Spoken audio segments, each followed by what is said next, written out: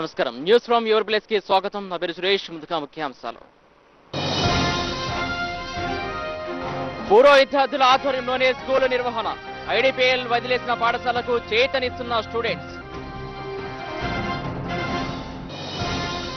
మురికి కోపం మురుగుమయం. కూకట్పల్లి నారలతో అవస్థలు పడుతున్న జనం.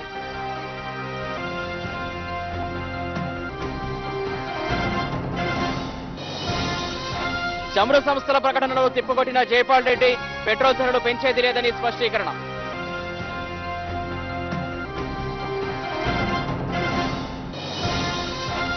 పైకి ఎగబాకుతున్న బంగారం ధరలు.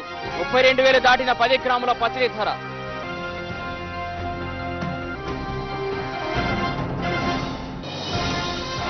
చివరి రోజు కొనసాగిన బొగ్గు మంటలు. లోక్సభ నిర్వధిక వాయిదా.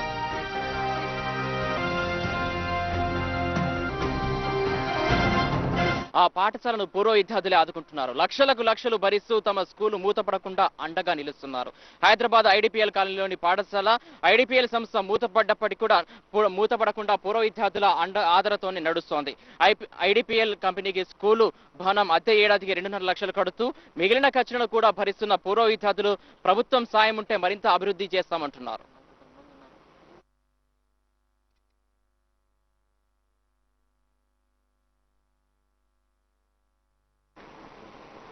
ఓకే, ఇప్పుడు మనం ప్రస్తుతానికి ఐడిపిఎల్ ఉన్నటువంటి పాఠశాలలో ఉన్నాం. ఇక్కడ విద్యాభ్యాసం చేస్తున్నటువంటి ఉపాధ్యాయులు ఉన్నారు. వాళ్ళని ఇక్కడ అసలు స్కూల్ ఎలా రన్ చేస్తున్నారనే అభిప్రాయం తెలుసుకునే ప్రయత్నం చేద్దాం. చెప్పండి, మీరు అసలు ఈ స్కూల్ ఎప్పటి నుంచి మీ ఆధీనంలోకి తీసుకోవడం జరిగింది? మీరు ఎలా రన్ చేయడం జరుగుతుంది? యాక్చువల్గా ఇది 1964లో పెట్టారు ఐడిపిఎల్ స్కూల్. మేమంతా ఐడిపిఎల్ ఎంప్లాయీస్ చిల్డ్రన్, మేమందరం ఇక్కడే చదువుకున్నాము. అది 2003 వరకు ఐడిపిఎల్ మేనేజ్మెంట్లో నడిచింది. ఆ 2003లో క్లోజ్ అయిపోయిన తర్వాత 2007లో ICFI వాళ్ళు తీసుకున్నారు. చారిటీ స్కూల్ రన్ చేస్తూ ఉన్నారు. మొన్న 2011 డిసెంబర్లో 86 batch 10th pass out batch ఇక్కడ రీయూనియన్ సెలబ్రేట్ చేసుకుంది. అప్పుడు తెలిసింది ఈ స్కూల్ క్లోజ్ చేస్తున్నారు అని. సో 86 బ్యాచ్ ఇనిషియేటివ్ తీసుకుని విత్ సపోర్ట్ ఆఫ్ 81, 89, 94 మొత్తం అన్ని 94 5 బ్యాచెస్ వరకు అందరం కలిసి ఒక సొసైటీ కింద ఫామ్ చేశాము. చారిటీ సొసైటీ అనమాట. శ్రీ సంకల్పం అని పేరు పెట్టి మేమంతా alumni of IDPL high school. ఆ సొసైటీ త్రూ ఈ స్కూల్ రన్ చేస్తున్నాం. ఇప్పుడు మాకు major hurdles per student 9,000 expenditure అవుతుంది. ఎంప్లాయీస్ జీతాలు అయితే తగ్గించలేము, వాళ్ళు డిపెండింగ్ ఆన్ సాలరీ బేస్డ్ కాబట్టి. బేసిక్గా ఉన్న ఓవర్ హెడ్ ఇప్పుడు రెంట్. అది ఇప్పుడు అంటే ఓల్డ్ స్టూడెంట్స్ ఉన్నారు. ఇప్పుడు ఈ ఓల్డ్ స్టూడెంట్స్ లో ఎంతమంది మీరు కమిటీగా ఉన్నారు? సుమారు ఇప్పుడు 7గురం అయితే కమిటీలో ఉన్నాము. కానీ పూర్వ విద్యార్థులు 30 మంది పూర్వ విద్యార్థులు కోర్ గ్రూప్లో ఉన్నారు. వాళ్ళందరూ కలిసి అందరూ నిరంతర కృషి చేసుకుంటూ ఈ స్కూల్ని ఎట్టి పరిస్థితుల్లో ముందుకు తీసుకెళ్లి పిల్లలకు మంచి బంగారు భవిష్యత్తు ఇవ్వాలని మేము ఆరాటపడుతున్నాము. దానికి తోడు దాతలు ఇంకా గవర్నమెంట్ నుంచి మాకు కొంచెం సహాయం అందితే మేము ఇంకా దీన్ని నిర్విఘ్నంగా ఎప్పటికీ దీన్ని కొనసాగాలనే దృఢ సంకల్పించుకునే శ్రీ సంకల్పమే ఈ సొసైటీని పెట్టాము. ఇప్పుడు మాకు కావాల్సింది ఏంటంటే main rent per month 2.5 lakhs ఐడిపిఎల్కి కడుతున్నాము. అది చాలా మాకు బర్డెన్ అవుతుంది. దయచేసి నేను రిక్వెస్ట్ చేసేది ఏంటంటే గవర్నమెంట్ ఆఫ్ ఇండియాని కానీ మన ప్రభుత్వాన్ని కానీ వాళ్ళకి కనుక రెంట్ వేవ్ ఆఫ్ చేయగలిగితే దీన్ని ఒక పాఠశాలని ఒక దేవాలయంగా భావించి దీన్ని రెంట్ తీసేయగలిగితే మేము పిల్లలకి మంచి భవిష్యత్తు ఇవ్వగలమని చెప్తున్నాం. ఈ స్కూల్లో ఇప్పటివరకు అంటే ఏ తరగతులను కొనసాగిస్తున్నారు? ఇప్పటివరకు ఎంతమంది స్టూడెంట్స్ ఉన్నారు ఈ స్కూల్లో? ఎల్కేజీ నుంచి ఇంటర్ వరకు ఉంది ఇక్కడ. సుమారు హై స్కూలు ఇంటర్ కలిపి సుమారు 950 మంది స్టూడెంట్స్ ఉన్నారు. దీంట్లో 950 స్టూడెంట్స్ ఉన్నారు దీంట్లో చదువుతున్నారు. సో వీళ్ళకి 10th పాస్ అవుట్ అయితే యాక్చువల్గా మాకు ఇంటర్ అనేది మా కాన్సెప్ట్లో లేదు. ఎందుకంటే మా స్కూల్లో 10th క్లాస్ వరకే ఉండాలి. కాకపోతే 10th క్లాస్ చదివిన తర్వాత చాలామంది పేద విద్యార్థులు అక్కడితోటే చదువును ఆపేయడంతో మళ్ళీ మేము దాన్ని ఆపకూడదు, వాళ్ళు ఫర్దర్ ఎడ్యుకేషన్ ఇవ్వాలని చెప్పి మేము దాన్ని ఇంటర్ వరకు మేము కంటిన్యూ చేశాము. సో మాకు ఇంటర్లో కూడా మంచి రిజల్ట్స్ ఉన్నాయి. మేము కేవలం ఒక విద్య ఇవ్వడమే కాదు, మేము టాప్ రిజల్ట్స్ కూడా తీసుకొస్తున్నాం దీంట్లో. లాస్ట్ ఇయర్ మా 10th క్లాస్ 100% రిజల్ట్ ఉంది. ఇంటర్లో కూడా మా ఒక స్టూడెంట్కి 995 మార్క్స్ వచ్చాయి, 950 మార్క్స్ వచ్చాయి. సో అది కాకుండా మాకు ఎక్స్ట్రా కరికులం కూడా ఇక్కడ స్పోర్ట్స్ కానీ మ్యూజిక్ కానీ ప్రతి ఫెసిలిటీ ఉంది. ఏ కార్పొరేట్ లెవెల్ స్కూల్కి తీసిపోకుండా ఇక్కడ మేము మెయింటైన్ చేస్తున్నాం. ఓకే. ఇక్ఫై సంస్థ 2007లో ఈ స్కూల్ని తీసుకున్నారు. అప్పటి నుంచి ప్రిన్సిపల్ ఇక్కడ ఉన్నారు. 2007 నుంచి ఇక్కడ ప్రిన్సిపల్ వారి ఆధ్వర్యంలోనే ఈ స్కూల్ కొనసాగుతుంది. అసలు అప్పటి నుంచి ఇప్పటికి ఉన్నటువంటి పరిస్థితులు ఏంటో తెలుసుకునే ప్రయత్నం చేద్దాం. చెప్పండి, 2007 నుంచి మీరు ఇక్కడ ఈ స్కూల్లో ప్రిన్సిపాల్గా పనిచేస్తున్నారు. అలాగే అంటే అప్పటికి ఇప్పటికి ఏంటి తేడా అసలు? యాక్చువల్గా ఈ school ICFAI university mainly for the poor children అన్న కాన్సెప్ట్తోనే స్టార్ట్ చేసింది. ప్రతి ఒక్క అడ్మిషన్ కూడా పిల్లల ఇళ్ళకి వెళ్ళి వాళ్ళ ఫైనాన్షియల్ పొజిషన్ చూసి దాన్ని చూసి మనకి పూర్తిగా కన్విన్స్ అయిన తర్వాతనే అడ్మిషన్ ఇచ్చారు.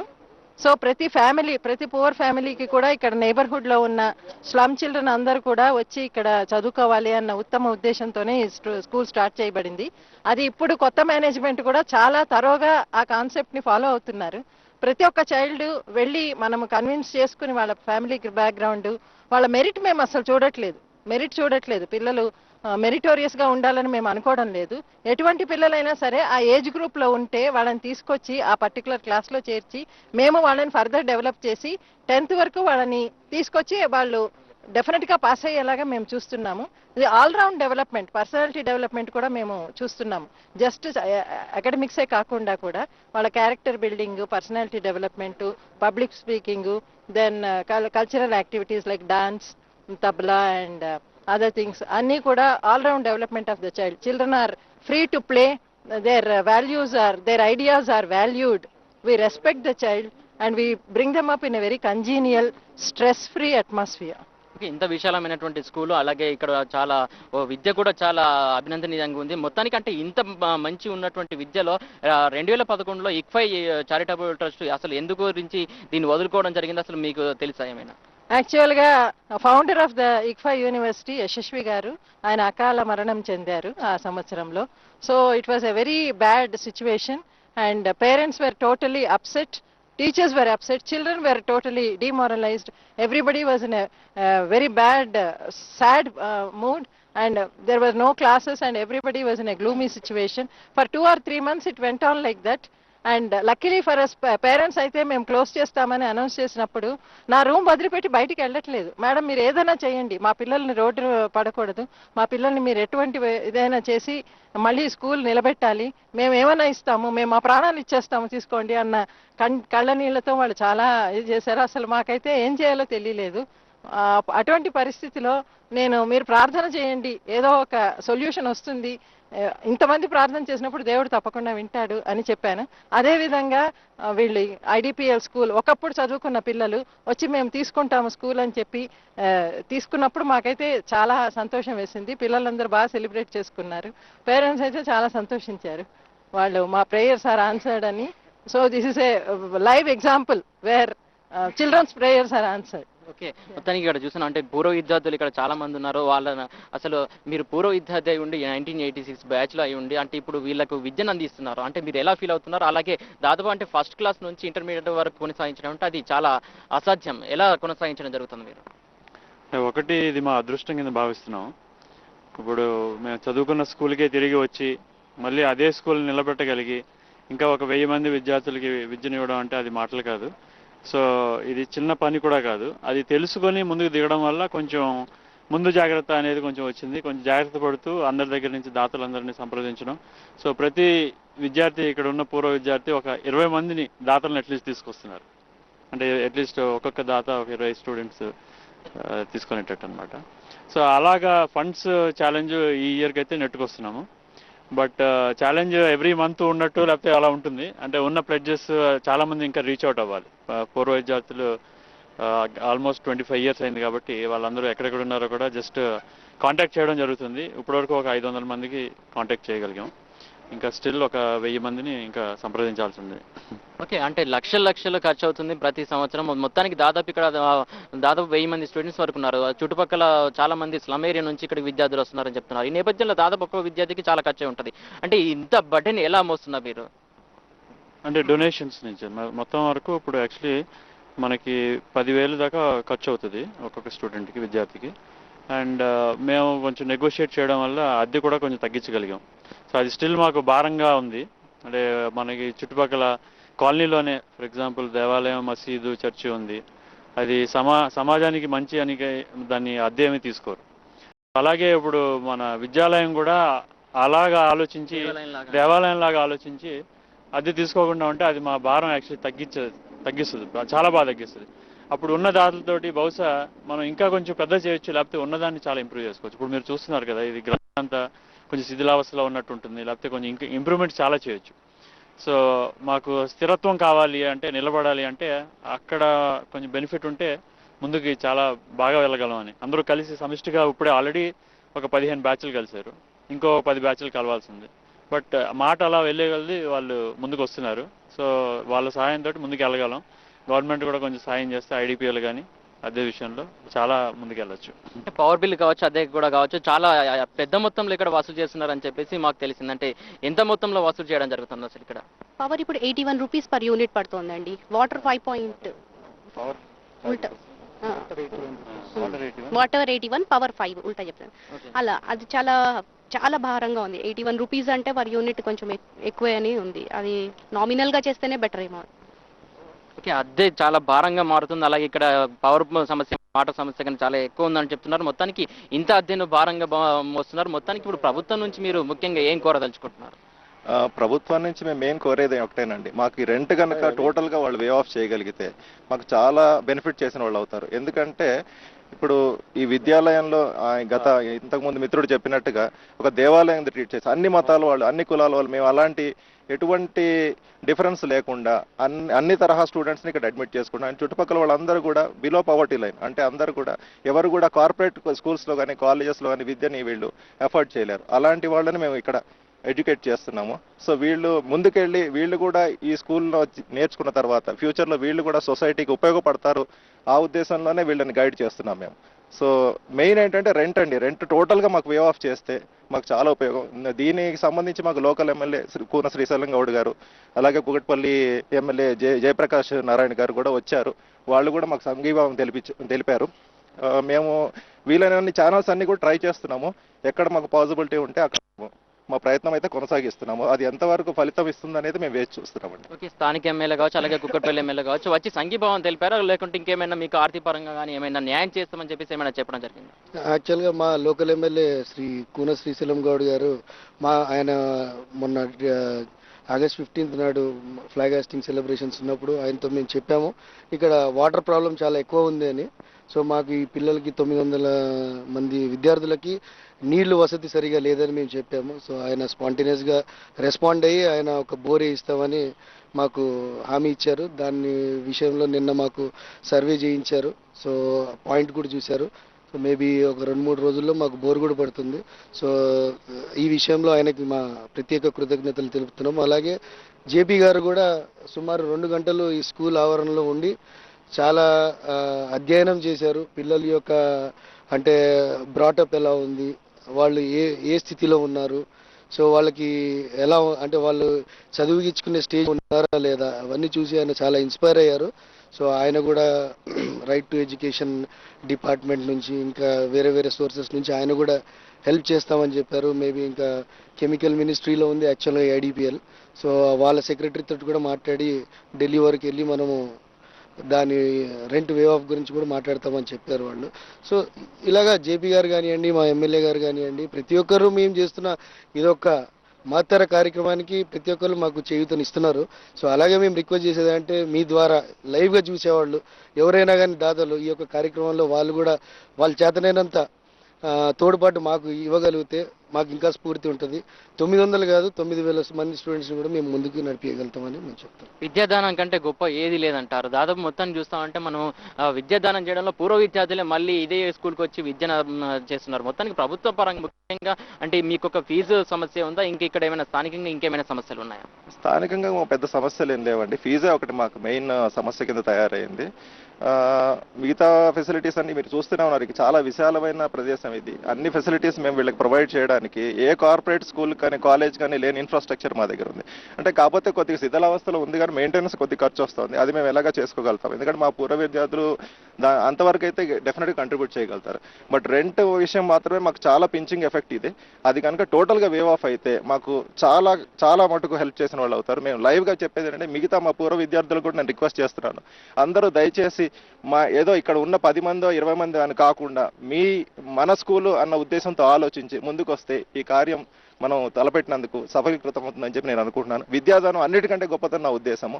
ఏదైనా కానీ మనం మిగతా డిఫరెన్సెస్ ఏం లేకుండా అందరూ వచ్చి కలిసికట్టుగా పనిచేస్తే ఇది ఒక సమస్య కింద ఉండదని చెప్పి నేను అనుకుంటున్నాను. 2012లో స్కూల్ ఉండదు, అయ్యే మూతపడుతుందనే తరుణంలో పూర్వ విద్యార్థులు వచ్చి ఇక్కడ స్కూల్ను కొనసాగిస్తున్నారు. అంటే స్కూల్ వెళ్ళిపోతుందని చెప్పేసి ఏమైనా మీరు బాధపడ్డారా? చాలా బాధపడ్డాము. అప్పుడు మా స్టూడెంట్స్ అందరు కూడా చాలా రోజులు కొన్ని రోజులు అయితే మేము చదువుకోలేదు. అంటే స్కూల్ తీసేస్తే మాకు ఇంకా వేరే ఆపర్చునిటీ ఉండదు. ఇదే మాకు చాలా సోర్స్ అన్నమాట. ఇక్కడ ఎడ్యుకేషన్ కూడా చాలా బాగుంటుంది. అట్లా ఏమైనా ఫండ్ స్కూల్ అని చెప్పి ఏం తక్కువ ఉండదు. మా టీచర్స్ అందరు కూడా క్వాలిఫైడ్ టీచర్స్ ఉన్నారు. మాకు మంచి చదువునిస్తారు. మాకు అన్నీ ఉన్నాయి ఇక్కడ facilities. Computer lab, science lab ఉంది, లైబ్రరీ ఉంది, పెద్ద లైబ్రరీ ఉంది, స్పోర్ట్స్ ఉంది, కోకట్లా యాక్టివిటీస్ అన్నీ ఉన్నాయి. కానీ మాకు సడన్గా ఈ న్యూస్ తెలిసేసరికి మేము చాలా బాధపడ్డాము. తర్వాత 86 బ్యాచ్ వాళ్ళు వచ్చి ఈ స్కూల్ని అడాప్ట్ చేసినారంటే మేము చాలా సంతోషించాము. కానీ ఇప్పుడు మాకు కొన్ని ఉన్నాయి. సో ఏం సమస్యలు ఉన్నాయి? రెంట్ మెయిన్ చాలా ఉంది. 2.5 lakhs అంటున్నారు. మేము కూడా ఎలక్ట్రిసిటీ, వాటర్ బిల్ కూడా చాలా ఎక్కువ వస్తుంది. అవి మెయిన్ సమస్యలు అనమాట మాకు. స్టడీ విషయంలో అవన్నీ మాకు చాలా ఫెసిలిటీస్ అన్నీ బాగానే ఉన్నాయి. మా మేనేజ్మెంట్ వాళ్ళు చాలా బాగా చూసుకుంటున్నారు. మేము అందరి నుంచి సహాయం కోరుతున్నాము. మా మేనేజ్మెంట్ వాళ్ళు చాలా మంచిగా చూసుకుంటున్నారు, చాలా మంచిగా మెయింటైన్ చేస్తున్నారు. మేము ఒక్కటే సహాయం కోరుతున్నాం అంతే. ఓకే, 2012లో కూడా స్కూల్ ఇలాగే కొనసాగుతుందని చెప్పేసి మీరు భావించారు అసలు? 2012 विद्या संवत्सर रन होते अब क्या हो रहा? नहीं सोचे हम लोग कुछ भी ऐसा बहुत परेशानी में आ गए थे. क्या मैम भी बोले थे अब तो आप लोग दूसरे स्कूल में एडमिशन देख लो बोले थे. हम लोग बहुत टेंशन में आ गए थे. फिर थोड़े दिनों के बाद दूसरे मैनेजमेंट वाले स्कूल को हम लोग को लिए वो तो हम लोग बहुत खुश हो गए. 2012 స్కూల్ని పూర్వ విద్యార్థులు మీలాంటి విద్యార్థులే గతంలో కొన్ని సంవత్సరాల క్రితం చదువుకున్నటువంటి విద్యార్థులు ఇప్పుడు మీకు వచ్చి గురువులుగా వాళ్ళు చెప్తున్నారు. అంటే ఇప్పుడు విద్యార్థులే అలాంటి నిర్ణయం తీసుకున్నారు, అలాగే 2012 విద్యా సంవత్సరాన్ని కొనసాగిస్తున్నారు. మీరు ఎలా ఫీల్ అవుతున్నారు అసలు? నేను వాళ్ళ స్కూల్ని వాళ్ళ కంట్రోల్లో తీసుకున్నందుకు చాలా హ్యాపీగా ఫీల్ అవుతున్నాను. స్కూల్ తీసేస్తున్నారు అనే విషయం విన్నప్పుడు నాకు చాలా బాధేసింది. ఇంకా చదువుకోలేమనుకున్నాను. అప్పుడు గత 20 సంవత్సరాల నుంచి ఈ స్కూల్ ఉండేదట. అప్పటి విద్యార్థులు వచ్చి మేము ఈ స్కూల్ని తీసుకుంటున్నాం అన్నప్పుడు ఇంకా నాకు చాలా సంతోషం వేసింది. ఈ స్కూల్లో గ్రంథాలయం, సైన్స్ ల్యాబ్, అనేక వసతులు ఉన్నాయి. బయట స్కూల్స్లో ఏమేమి ఉంటాయో అన్నీ ఇక్కడ ఉన్నాయి. ఈ స్కూల్ని వాళ్ళు తీసుకున్నందుకు చాలా హ్యాపీగా ఫీల్ అవుతున్నాను. ఒకప్పుడు స్టూడెంట్స్ అనేటువంటి వాళ్ళు ఇప్పుడు మీకు ఉపాధ్యాయులు, ఆ ఉపాధ్యాయులు మీకు విద్యను అభ్యసిస్తున్నారు. అసలు ఈ స్కూల్ వెళ్లకుండా కాపాడి వారి సాయశక్తుల పోరాడి వారు మీకు విద్యను అందిస్తున్నారు. వారికి మీరు ఏం చెప్పదలుచుకున్నారు ఉపాధ్యాయులకి? మొదటిగా వాళ్ళకి మేము ధన్యవాదాలు చెప్పదలుచుకున్నాము ఈ స్కూల్ని తీసుకున్నందుకు. మేము చాలా ఆనందంగా ఫీల్ అవుతున్నాము. చాలా దుఃఖించాను ముందు ఈ స్కూల్ వెళ్ళిపోతున్నప్పుడు, కానీ ఇప్పుడు చాలా సంతోషంతో నా విద్యను ఇంకా ముందుకు కొనసాగిస్తున్నందుకు చాలా ఆనందంగా ఉంది. వాళ్ళకి చాలా చాలా ధన్యవాదాలు చెప్తున్నాను. మా పేరెంట్స్ వాళ్ళు కూడా చాలా బాధపడ్డారు. ఈ స్కూల్ స్టార్ట్ అయిన వల్ల వాళ్ళు కూడా చాలా సంతోషించి వాళ్ళు కూడా ధన్యవాదాలు తెలిపారు. ప్రిన్సిపల్ గా మేడం మీరు చెప్పండి, ప్రధానంగా అసలు ఈ స్కూల్ని ఇలాగే కొనసాగించాలి, ఇలాగే ఈ విద్యార్థులకు విద్యను అందించాలి, అలాగే విద్యార్థుల్లో చూస్తా ఉంటే ఆనందం చాలా ఉంది మీరు ఈ విద్యను అభ్యసించడం వల్ల. ఫైనల్ గా మీరు అసలు గవర్నమెంట్ కావచ్చు, స్థానికుల నేతల నుంచి కావచ్చు, ఎలాంటి సహకారాన్ని కోరుతున్నారు? మాకు ఫైనాన్షియల్ సపోర్ట్ ఉంటే మేము ఏమన్నా చేయగలమండి. Because I have 20 years of experience with Central University Campus School. I've got lot of experience and I have seen many schools. I have worked in Tamil Nadu, I worked in Madhya Pradesh, I worked in Andhra Pradesh. I have seen CBSE schools and state government schools. This school is no less than any school and we can really make a difference in the life of every child. And not only 700 as our friends have told, we can even handle more number of students. Maybe 2000 students also can be accommodated in the same building if we have enough resources. And alage Jayaprakash Narayan garu vachinappudu ayana annaru this should become like a chain of schools, just like ICFA University 6 schools undevi okappudu ICFA University kinda. Alage IDPL school kuda Jayaprakash Narayana అన్నారు, మీ ఉద్దేశం చాలా సదుద్దేశంతో మీరు start చేశారు. మీలాంటి వాళ్ళు చాలా మంది ఇంకా ముందుకొచ్చి ఇదే ఐడియాస్ ఉన్న వాళ్ళు చాలా స్కూల్స్, నాట్ ఓన్లీ ఒక్క స్కూల్ ఒకటే కాదు, ఇంకో 10 స్కూల్స్ కూడా మీరు చేయగలరు. మీకు ఈ కాన్సెప్ట్ ఉంది కాబట్టి దీన్నే మీరు సపోర్ట్ చేసుకొని మీరు చేయొచ్చని చెప్పారు. If that comes true, it is really a great thing in our life. Okay, thank you madam. చూస్తున్నాగా మొత్తం ఐడిపిఎల్ ఉన్నటువంటి స్కూల్లో ఉన్నాం. ప్రధానంగా ఇక్కడ సమస్యతో ఎదుర్కొంటున్నటువంటి ప్రధాన సమస్య రెంట్. ఈ రెంట్ అనేది చాలా భారంగా మారుతుంది. ఇక్కడ పూర్వ 2011 సంవత్సరంలో స్కూల్ పోయే సందర్భంలోనే స్కూల్ తీసుకొని వాళ్ళు అడాప్ట్ చేసేసుకొని ఇక్కడ విద్యార్థులకు విద్యను అందించాలనే ఉద్దేశంతో 1986లో ఉన్నటువంటి విద్యను అభ్యసించినటువంటి ఈ స్కూల్లో చదివినటువంటి విద్యార్థులే దీన్ని అడాప్ట్ చేసుకొని దీన్ని కొనసాగిస్తున్నారు. ప్రధానంగా వీళ్ళకి సమస్య ఏంటంటే ఇక్కడ ఉన్నటువంటి రెంట్ సమస్య. రెంట్ పరంగా గవర్నమెంట్ ఆదుకోవాలని చెప్తున్నారు, అలాగే స్థానిక నేతలు కూడా ఆదుకోవాలని చెప్తున్నారు. ఎవరైనా పూర్వ విద్యార్థులు కూడా ఇక్కడ వారికి డొనేట్ చేయాలని చెప్తున్నారు, ఏదైనా సహకారం అందించాలని చెప్తున్నారు. అలాగే గవర్నమెంట్ స్కూల్ కానీ ఇక్కడ గవర్నమెంట్స్ ఉన్నటువంటి స్కూల్కి ఎక్కడ కూడా రెంట్ లేదు. అలాంటప్పుడు దేవాలయాలు కావచ్చు, మసీదులు కావచ్చు, రెంట్ ఉండదు. ప్రధానంగా దీనికి కూడా రెంట్ లేకుండా చేస్తే మేము దీన్ని ఇంకా పెద్ద మొత్తంలో 100% ఉత్తీర్ణత సాధించే దిశగా దీన్ని తీసుకెళ్లడానికి మా సాయశక్తులా పోరాడతామని చెప్పేసి విద్యార్థులు చెప్తున్నారు. విద్యార్థులతో పాటు ఇక్కడ ఉపాధ్యాయులు కూడా చెప్తున్నారు. ఇవి బులెటిన్ అప్డేట్స్. మరిన్ని అప్డేట్స్ మరో బులెటిన్లో మళ్ళీ కలుద్దాం. Keep watching Gemini news. నమస్కారం.